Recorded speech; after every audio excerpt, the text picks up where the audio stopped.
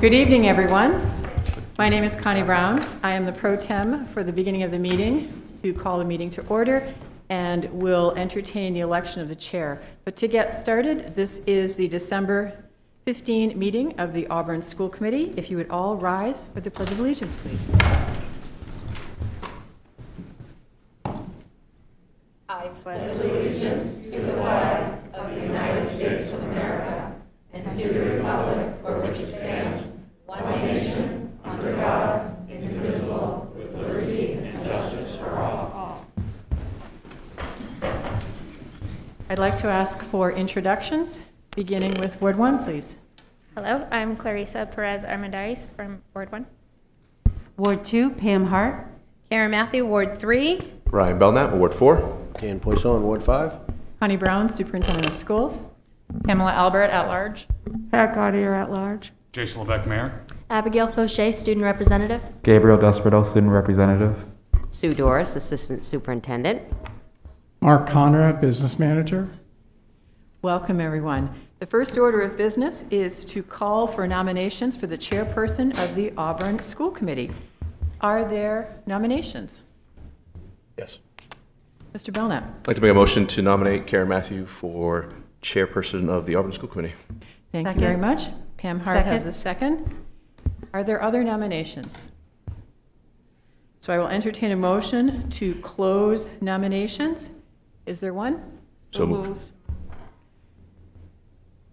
And that was seconded by, let's see, by Mrs. Kochi, and voted on, please? Nominations are now closed. We're now voting on the nomination to elect Karen Matthew as the chairperson of the Auburn School Committee. Those in favor? And those opposed? And Ms. Matthew, would you like to give a 15 or 20-minute acceptance speech at this time? No, I think just basically this was one of the first times that this organizational meeting has been done in public. And if you know me, and to know me well is to know that I like to follow policy and procedure, and that's just where I think we stay in our lane and where I think we are all really have the opportunity to just be really transparent. So I didn't know if I would be nominated. I didn't know if it would get a second, but thank you all. I appreciate your confidence in my ability to lead this school committee. So thank you all very much. I do appreciate that. Thank you. So, Madam Chairperson, the meeting is now yours to run. All right, so now, moving on, we need to now nominate a vice chairperson for the Auburn School Committee. And again, being very transparent, the chair cannot nominate anyone, and the chair cannot second either. So at this point, I'm calling for nominations for a vice chair, please. I'd like to make a nomination for Brian Belknap for Vice Chair of the Auburn School Committee. Okay, Brian. Anyone else? Any other nominations for vice?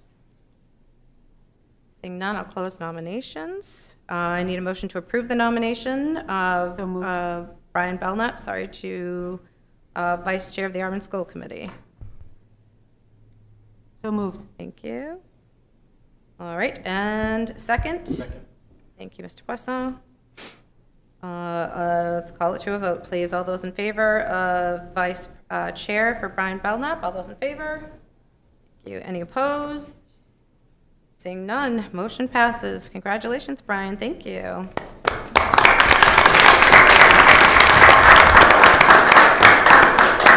right, moving on, the approval of the agenda for this evening, which also includes the minutes for the December 1st meeting. Can I have a motion to approve tonight's consent agenda, please? So moved. Thank you, Brian. Can I have a second? Second. Thank you, Pam. Questions, comments? Seeing none, all those in favor? And motion passes. Thank you. Let's open up this time to public participation. Is there anyone from the public who would like to come and speak to the school committee? 3, 2, 1. Seeing none, closing public participation. All right, we have a presentation this evening from the Edward Little a cappella group. So welcome. Thank you for joining us this evening.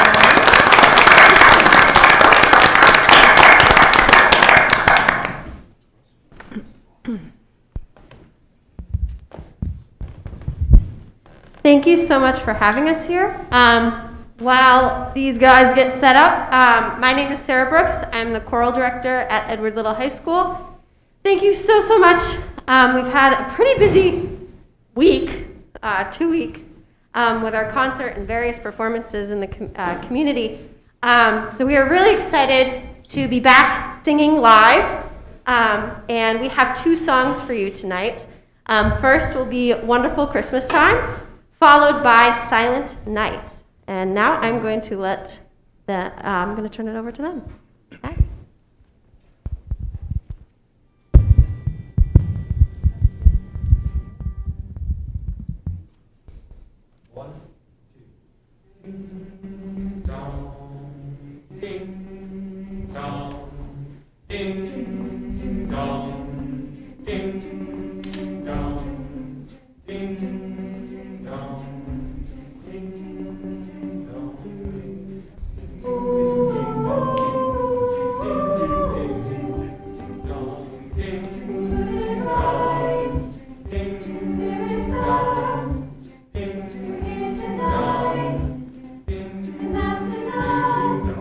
Simply have a wonderful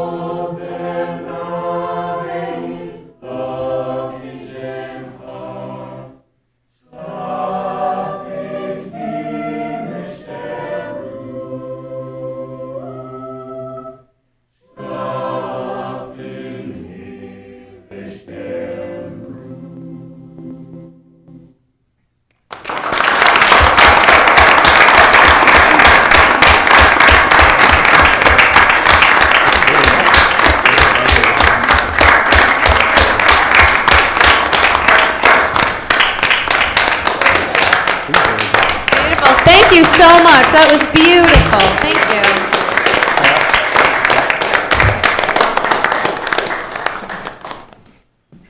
Thank you. That was absolutely beautiful. Your hard work has certainly paid off. Thank you so much. All right, moving along. School committee student rep report.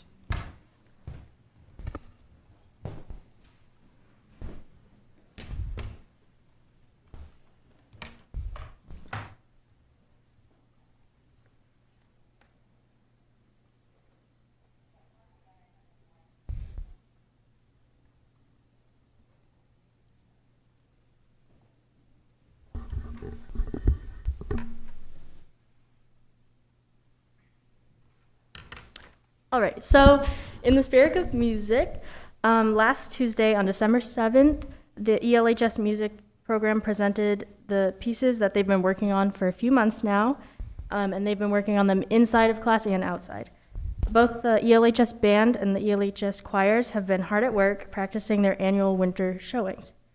This concert has been the first time many have performed publicly in a while due to COVID-19, with the EL programs last performing on stage in December of 2019.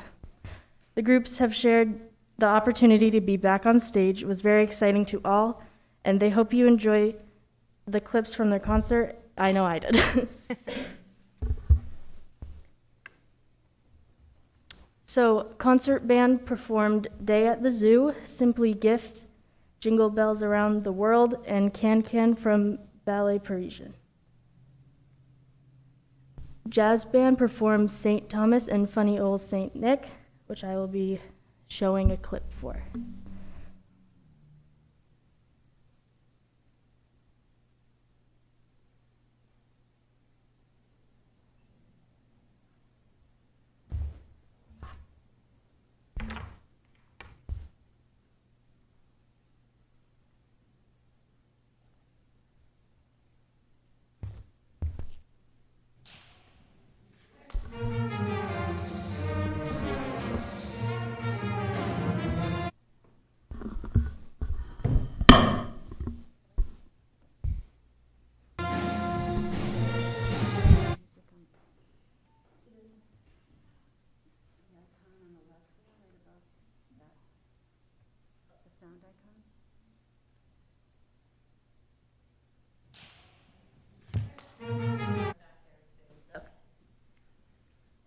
Technical difficulties. Go ahead and try it one more time.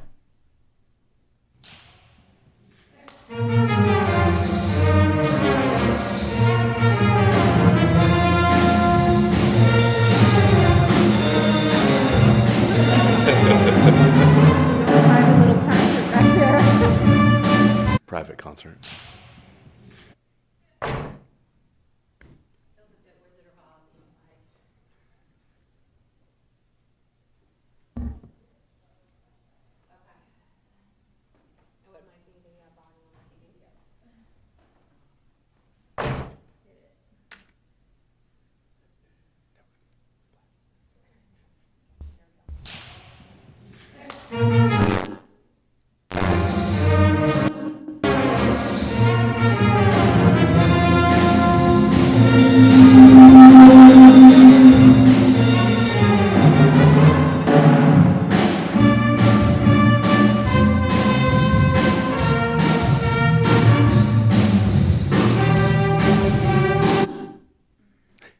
Sorry, Mr. Buzza.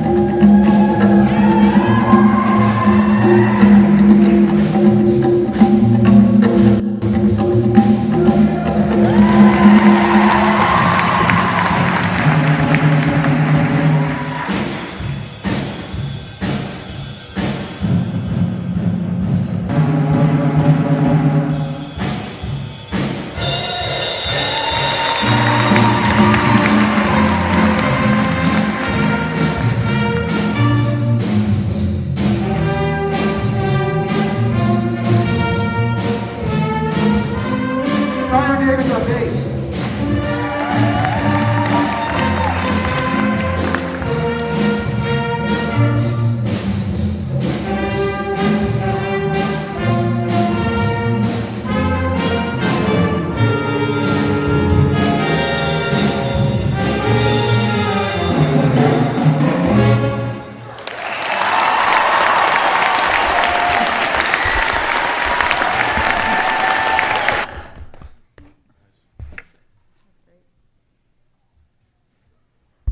All right, so we had a live performance tonight of the choir, so I'll just be, Okay, so I'll just be naming off the songs, but if you'd like to see the video, you can email myself or Miss Brooks. So Treble Choir performed Jubilee Deo, Alla Nanita Nana, and Under Winter Moon. Chamber Choir performed Hevenu Shalom Alaham, My Love Is Always There, Dance Alleluia, and Homeward Bound was a special edition that was not in their program, but the kids wanted to sing anyways. And a cappella performed Wonderful Christmas Time and Don't Start Now. So again, if you'd like to see any of those videos, you can just email myself or Miss Brooks or Mr. Buzza if you'd like to see any of the performances that occurred last Tuesday. Thank you. Thank you so much for reporting on that. We appreciate that. Could I make a suggestion that maybe we put that on the school website so that people can actually access it? Yeah. Good suggestion. Thank you. All right, moving on. Superintendent's report. Dr. Brown, thank you all for coming tonight. Thank you, folks. Have a nice night. So I have a couple of items for you. First, I'd like to welcome the incoming and the returning school committee members. There's a very important partnership between the superintendent and the school board, and it's been a very good year for the last 18 months, and I look forward to working with you folks for the next couple of years, so welcome. I'd also want to welcome Mr. Conrad. This is his very first official meeting here as the new business administrator, so we're very happy to have you on board. Welcome. Already making an impact in the business office, which is nice to see. So a couple of items. The first is next Monday, which is the 20th, we have a joint meeting with the City Council to begin the budget discussions for the 22-23 school year. I will provide you on Friday with some talking points for that meeting. I typically do that before council meetings, so that will come to you by email. The second thing is a piece that we started last year, and this is the state of the schools. The state of the schools will be given to the school committee on January 5th, and it will largely follow the format that we used last year. We look at a number of data points and metrics, and each of the building administrators presents the data for their school. So we look forward to presenting that to you again. Next on my list is that we are struggling with our busing situation. I don't think it's a secret that we are strapped for drivers. We have approximately 8 openings right now. We have tried to get creative, and for those drivers who might be interested in additional hours, partnering with our school nutrition program to help give drivers who would like those hours essentially more time. So that's one of the things that we're doing. Mr. Belknap leads the school committee's negotiation team, and we're actively engaged in negotiating with the drivers. This is a new unit, and trying to come to a good place that both parties can agree to and support, but it's a struggle. I want to point out that this is not a struggle unique to Auburn. It's not a struggle unique to Maine. It is a nationwide crisis, and we are certainly feeling the impact of that right now. I want to thank all the families who have helped in the last 2 or 3 weeks when routes have to be canceled, by taking their kids to school, by helping their neighbors, by taking their kids to school. And I understand, and I apologize, because sometimes the notice for that is morning of, and that's not great. But unfortunately, if we have somebody call in and out, we don't have anyone to cover that run, and that means that the run has to be canceled. So not a great position to be in, but as you folks know, I'm pretty plain spoken about most things, and this is one of the things that I just can't put any sugar on. It's a crisis, and we need to deal with it as best we can. I have met with the drivers at least twice now, talked about what would be helpful to them, gotten some pretty good suggestions, and we'll bringing those forward to the negotiations team as we go forward. So I think that's it for me. I'd be happy to entertain any questions from committee members. Dr. Brown, where are we advertising bus position openings right now? We place ads on the School Spring, serving schools. We have a big sign out in front of Fairview, if you've seen it, bus drivers needed. We put ads in the newspaper. We don't get a great yield for that, and it's expensive to do. So that's something that Mr. Hunter and I are having a conversation about. Is that a really fruitful way to get drivers here? And we're looking at, as I mentioned, being as creative as we possibly can. We have to be careful. We are negotiating, and therefore we have to stay within the confines of that process. We can't step outside. I think you've probably seen things like bonuses or hours or other things that districts are using to attract drivers. That has to be negotiated here. So as part of that process. Gabe? Oops. Just to confirm, do students reps go to the December 20 meeting or no? Don't need to. Don't need to. You can join if you would like, but you do not need to. Any questions for Dr. Brown? Pam? So have we looked at, like, the city side, if there are any opportunities there that there are people who have the licenses and the resources to be able to drive buses that we can use, so that way we can kind of combine our resources? It's a great question. I work very closely with Phil Crowell, and we've been trying to climb this hill for the last, 8 months. Whether it's the CityLink runs, they're in the same position. They can't find drivers. We talked about trying to have some of the Department of Public Works folks, but it's a labor shortage. And so we're all kind of in the same boat when it comes to finding people with that particular license. But the city's been great. We've tried to tackle this problem together, and we have the same problem, actually. Brian? So have we, two questions. First, have we fixed the issues with posting it on the website? I know there were some concerns all over social media that, that they were getting it on Facebook, which was great, but that the information wasn't on the website for people to actually see. And I think there were some access type issues that were going on. So have we resolved that, or can we resolve that so that we're posting these bus cancellations online? We can certainly look into it. As you know, we're redoing the website. It's under construction. What we have been sending are robocalls to all of the families who are affected by that particular cancellation. And that seems to be the best and fastest way to get information to them. And then the second thing is, so for those families that can't transport, are we using the Pro AV equipment? And then also, are we, if they can't, which again, if their parents are gone and they're young kids, they're probably not going to be able to get on the Pro AV potentially. Is that considered an excused absence? We have been excusing the students if they haven't been able to get to school. We do that under pretty much any circumstances. If they have, say, inclement weather issues or other challenges to get to school, the administrators are very accommodating.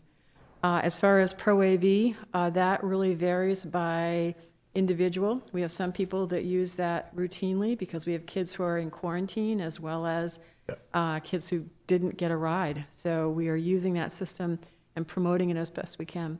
Yeah, and I will say it's been that piece has been very effective. I know both my girls have been in quarantine different times this year and attending, using it, and they've both teachers that they have it's been working really well. Great, thank you. I would say I have a question about attendance. So on days, what has our attendance trended at where we cannot send out full buses to pick up the full fleet, to pick up all the kiddos? What has the attendance been like? I would say the attendance has held pretty steady, that our families and their support networks have been able to get the kids to school. I haven't had any calls at my office about being unable to provide a ride for a student. The concern that I hear the most is that the notice comes too late and that parents are already on their way to work. And unfortunately, we send it out as soon as we get the notice and have to make the call about canceling the run. And I appreciate the hardship for that, but again, we're doing the best we can with notices to parents. Thank you. Mayor Levesque? Do we have an on-demand late bus in those situations specifically? For example, parents already gone to work, get the call, kids at home, no ride in. Is there an on-demand feature where we can pull a driver in a smaller vehicle after all the other kids are delivered to go and pick those up? Maybe two, one North Auburn, one South Auburn? It's a great question. I don't think we offer that service right now. Something I can look into. You wouldn't need a Class A, I don't think, for that one, especially if it's a limited bus Yeah. and they're going after all the other buses are in the barn. Thank you. I Any have other questions? One quick question, Yeah. follow up to Brian's question about posting it on the website. Is it possible to have that information posted on the Auburn School Department Facebook page? Because I know that was kind of another thing I saw on social media about people, it being posted in some like parent groups, but not being actually posted on the Auburn School Department Facebook page. Just one more place where parents might see it. We can certainly look into that and see if we can use that as another venue for people to post. I'll talk to Mr. Robinson about that. And if Pam?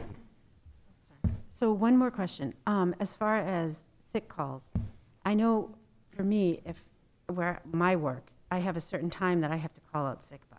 If I was working my 12-hour shifts, I would have to call in by 5:30. If I don't call out by then, I can't call out because they don't have the opportunity to get the person who's on call to help. Do we have that? Is there like a situation where they have to call out by a certain time, and then that would allow us to be able to tell the parents in a more, in a better way and give them more timely time, in a more timely manner? We encourage people to call us as soon as they know, and I think the great majority of our drivers do that. There are emergencies and circumstances that come up that are beyond people's control, and unfortunately, the notice comes later than we'd like it to be. Any other questions for Dr. Brown? So I know for other situations not related to bus routes, students only can have a certain number of absences before it's considered like we need to reach out to parents. So because of this issue, how many like excused absences are the kids that have the canceled bus routes, how many are they given? So, Mr. Renier, I don't think the kids have been charged at all for canceled bus routes in terms of absences. So they haven't, it's as though they were in school that day. Any other questions? All right, thank you for that discussion. Dr. Brown, anything else under your report this evening? No, thank you. That's it for me. Okay, school committee chairperson's report. So this evening, it is my pleasure to get to announce the Noetic Math Challenge Award winners. And so for those of you who don't know, a quick Google search presented with what the Noetic Math Learning Contest was. So it's a semi-annual problem-solving contest for elementary as well as middle school kids. And the goal of the competition is to encourage students' interest in math and develop problem-solving skills. During the contest, students are given about 45 minutes to complete 20 problems, so roughly about 2 minutes apiece. I'll tell you, I tried one. It took me about 18 minutes, and I was out. It's very complicated. I'm just not a math brain, it's my literacy brain. So congratulations to those who did this. It's my pleasure to announce the following. These are our 7th grade Noetic Math Challenge winners. We have for grade 7, these students have earned National Honorable Mention, which means they were in the top 50% for their grade level in the nation. Is that correct? In the nation. We have Ben Sullivan, Chaz Ellis, Molly Tardy, Caleb Libby, Josiah Chassie, Broden Rodrigue, Gabe Gemecki, Rachel Street, Dominic Byron, Reese Hopping, and we also have the team winner, but also for the National Honor Roll, which this young man scored in the top 10% of the nation for grade 7, was Carson Vayu. So congratulations to all of you.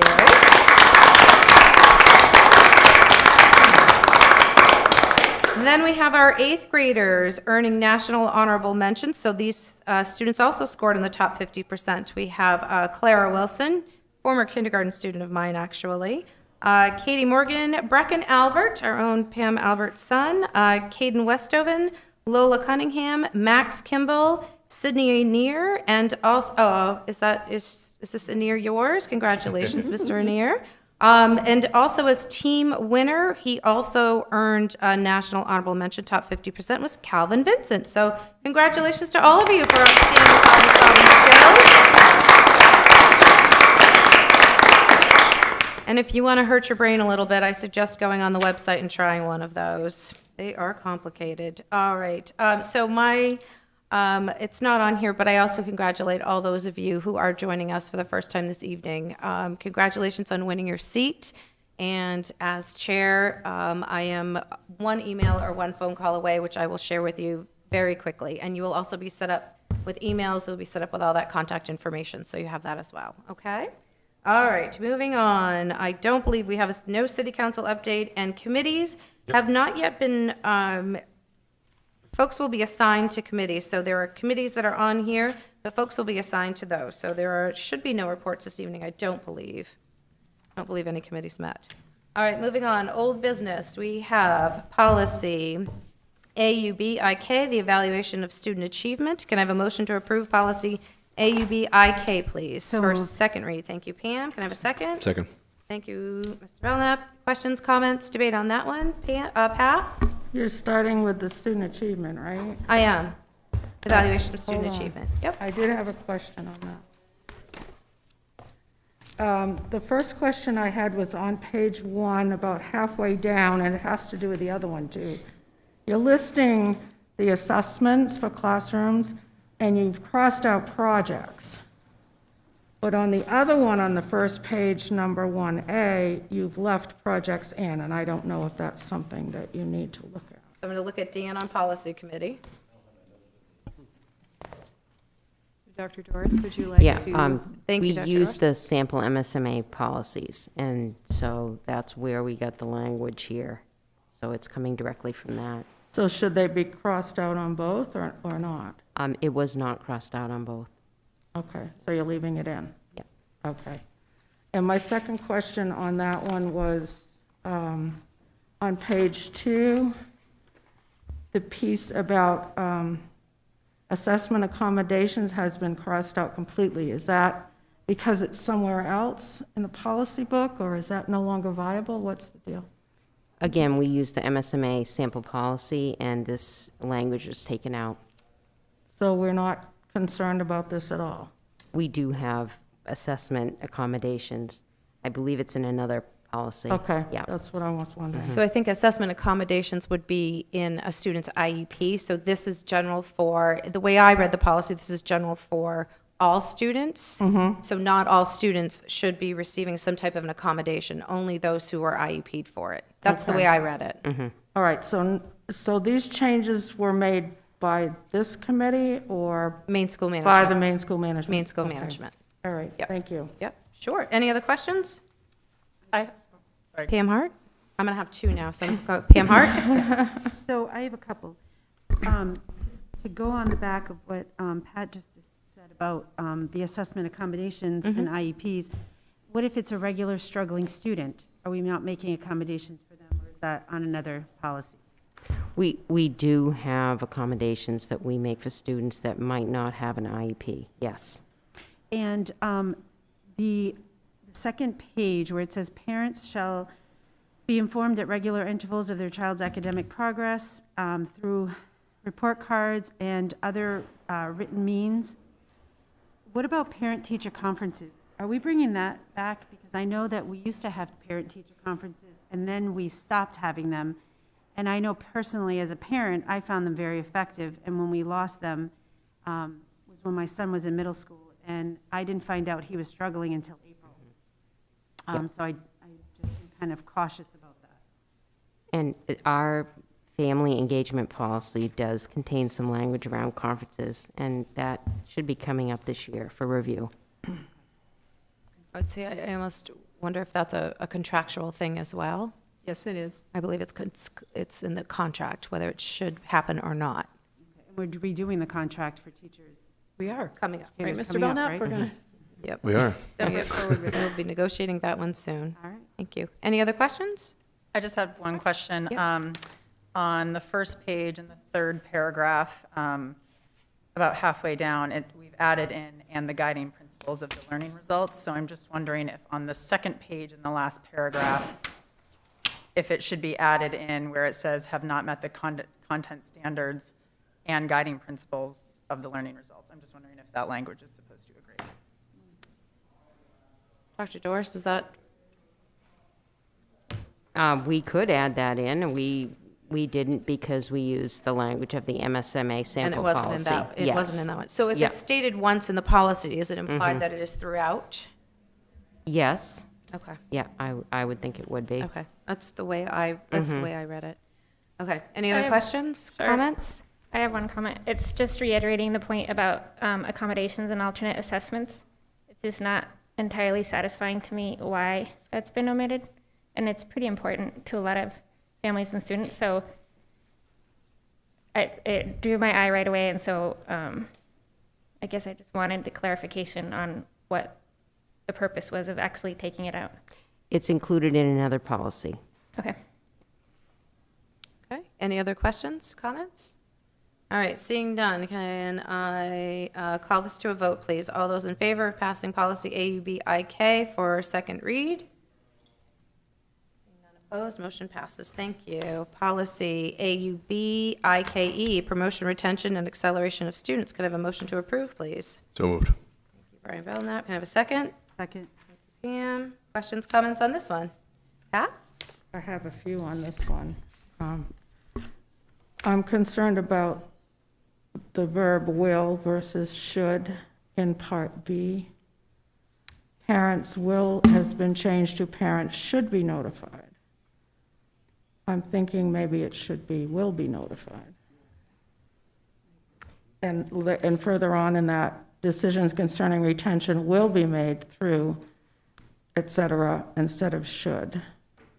I don't know if you discussed that, or, I know we're, coming at the end of the train here, but.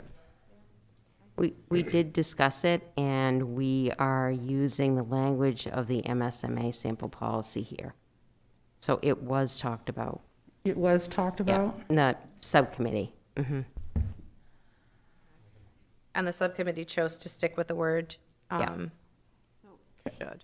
Okay. So can I make a motion to use the word will rather than should in those two places? Second. Did you make it? Did you make the motion? Yes. No, I didn't. I asked if I could.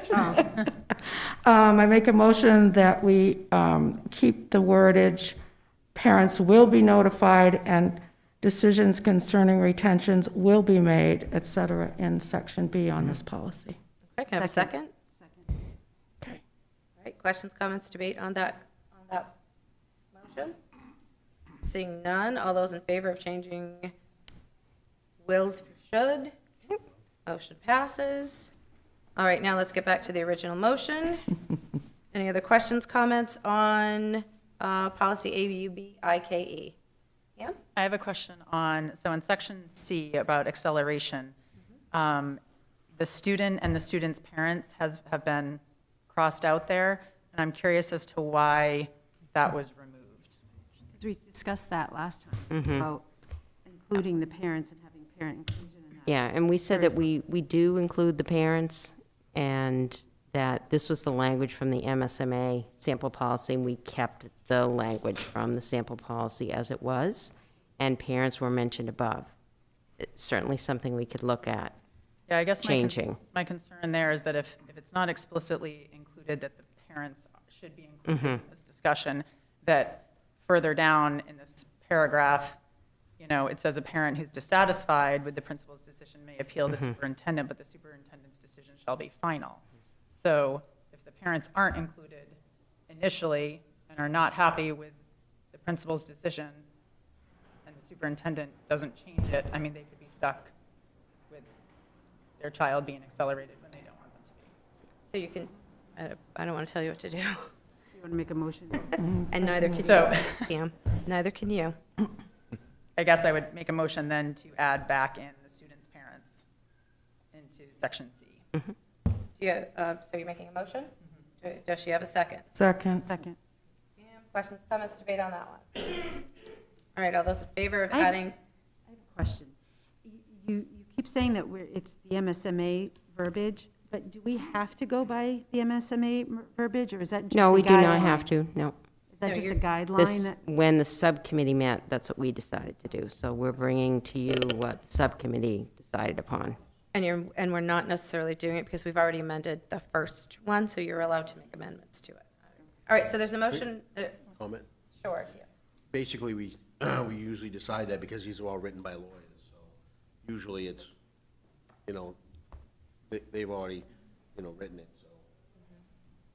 It sounds different a lot of times, but it seems to be more legal, so I would go with that a lot of times. Okay, so we have a motion on the floor to add the parent notification back in. You have the section that it is under Dr. Doris? Yep. Okay, and that was seconded by Pam Hart, seconded by Pam. All right, any more questions, comments about adding parents back in? All right, seeing none, all those in favor of the motion to add the parent notification back in?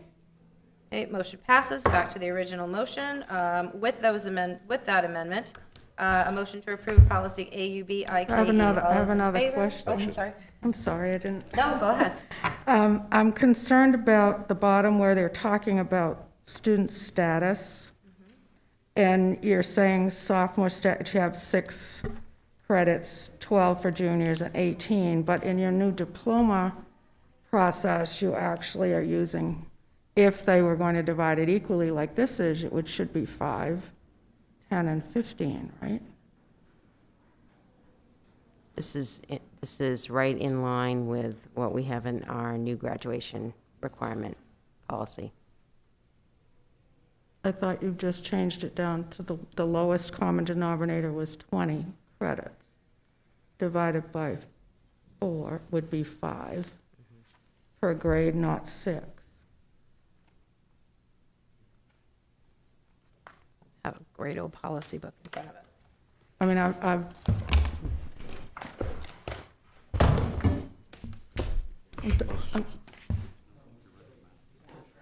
Yeah.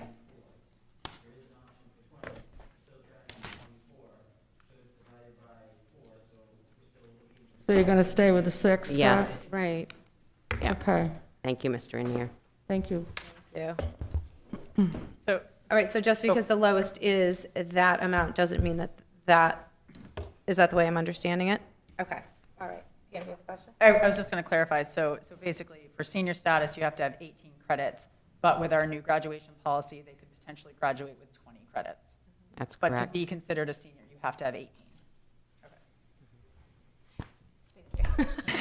Yes, thank you. All right, I have another point of clarification.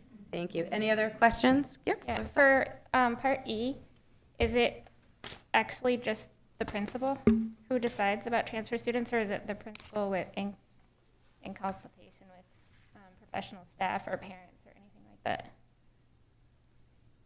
Which section are you referring to? 8. E. E on E. transfer students. So I can take that one. According to the law, the principal has the statutory authority to assign credits to kids. That's why the principal is referenced here. Okay, any other questions, comments? All right, seeing none. Motion to pass AUB IKE. All those in favor? Seeing none opposed, motion passes. Thank you for the conversation. Nothing under new business. We have upcoming meetings. January 4th will be a school committee retreat at 6 p.m. upstairs on the 4th floor. Part of what we'll be going over is, so school committee members now have a policy binder. And as new school committee members a couple years ago, navigating the policy, the policies on the website can sometimes be a little bit trickier. Sometimes we sit in meetings just like this and we need the policies at our fingertips. So you've all been given a binder. This will come with me every meeting. You don't necessarily need to bring yours along, but if you like to have yours at the tip of your fingers, please bring it along with you. That evening, we will also work with Maine School Management. I will get a hold of Eileen King tomorrow, so we'll coordinate the evening as sort of like boot camp for new school committee members and a refresher for old school committee members, I guess is what I want to say. So that will be done that evening. January 5th will be a regular school committee meeting, 6 p.m., State of the Schools. That evening will also be the appointments of subcommittees. January 19th will be a regular meeting. So with those coming up, please put those on your calendar. Future agenda items and requests for information. Any future agenda items or requests for information at this time? Pat? Are we going to, like, give you our preference for the committee, subcommittees, or how's that going to happen? So we can talk about it on that evening, when we decide, first of all, which subcommittees we need to hang on to, and which ones are sort of, we're going to review the policy for what a subcommittee is supposed to do, and then together at the retreat, we can decide which ones of these subcommittees need to stay and which ones can go. So right now, if you let me know a preference for one that won't even be there, I think we just need to kind of hang on until we know which ones we'll have. That make sense? Okay. Any other future agenda items? Jason? Request for information, please. Yeah. On the process on that, is this just done orally, or can an email be sent out to the school committee if you have information to request? Is there a protocol on that? Or just literally, I'm just asking, do I just tell you now? So typically it's done here. If it's request for information, nothing needs to be voted on. You just would like an update. That can be done emailing Dr. Brown, something that she would like to report on. Typically, if it's a future agenda item, we have to review that as well. Future agenda items should be voted on by the entire school committee to add something to the agenda. Okay, very good, thank you. Yes, and we'll review that policy too. That is part of what we'll be reviewing. Okay, any other questions? All right, seeing none, motion to adjourn, please. So moved. Thank you, Brian. Do you have a second? Second. Thank you, Pam. All those in favor? Motion passes. We are adjourned. Thank you very much, ladies and gentlemen. I like your idea about the